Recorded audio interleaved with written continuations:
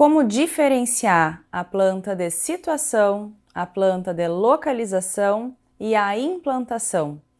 São três plantas que fazem parte do projeto legal e dos projetos acadêmicos, mas que têm diferenças entre si.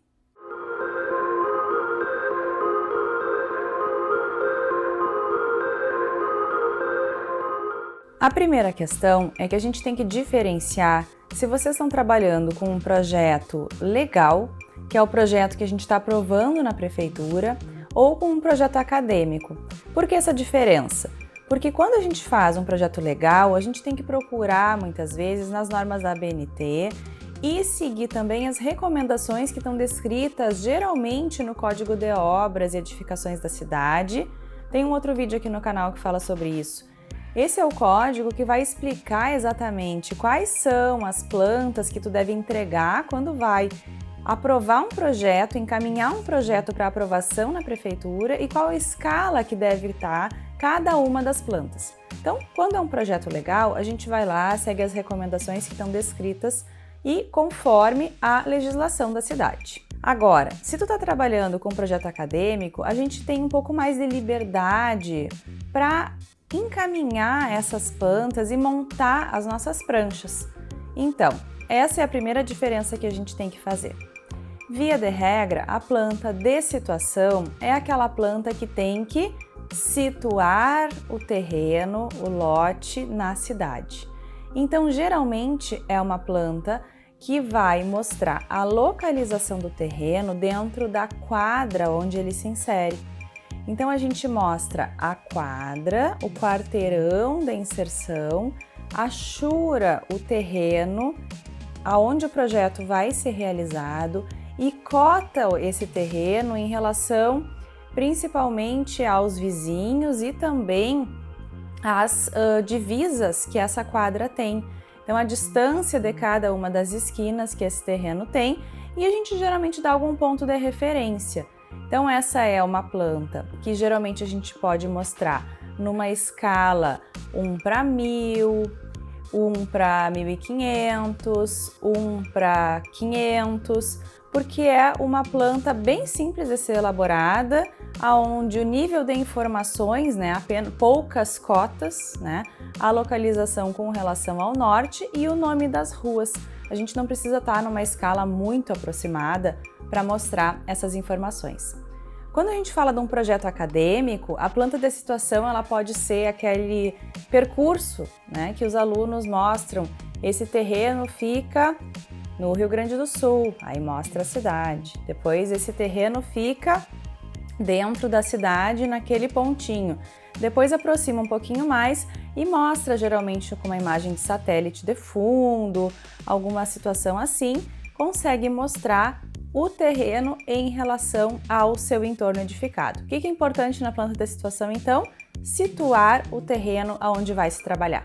E agora, a planta de localização. Essa é uma planta que geralmente existe apenas no projeto legal. É difícil a nível acadêmico se produzir essa planta de localização. O que ela mostra? A planta de localização, ela localiza a parte edificada do terreno em relação às suas divisas. Então, a gente faz o contorno da projeção do que está edificado dentro do terreno e cota com relação às divisas do terreno. Então, vamos lá. A planta de situação, ela mostra a quadra e o terreno achurado. A planta de localização mostra o terreno e a parte edificada do terreno cotada em relação às divisas do lote. Então, essa é uma planta que ela já tem uma escala mais aproximada e ela geralmente é utilizada no projeto legal para fazer o cômputo da taxa de ocupação do lote. Então, a gente coloca junto com ela aquela tabelinha onde a gente mostra o quanto eu estou ocupando daquele lote em relação à taxa de ocupação prevista para aquela zona da cidade. Já a implantação é muitas vezes uma planta que não faz parte do projeto legal. E a gente utiliza mais a nível de projeto acadêmico e ela é uma das principais para a gente orientar o quanto a gente está ocupando do lote com o terreno, mas ela não precisa daquelas cotas lá da planta de localização que a gente comentou antes. Então, o que a implantação mostra? Ela mostra geralmente numa escala 1:1000 ou 1:500, dependendo do tamanho do lote. A escala 1:500 é a mais ajustada para a gente mostrar o que é necessário na implantação, e ela vai mostrar os limites do terreno, a projeção do que está edificado com a planta de cobertura e o entorno dessa parte edificada com o projeto do espaço aberto. Então a gente representa muros, cercas, caminhos, percursos, todo o projeto do espaço aberto com a projeção da edificação, com as copas das árvores, dos arbustos, com as achuras dos materiais que a gente está utilizando.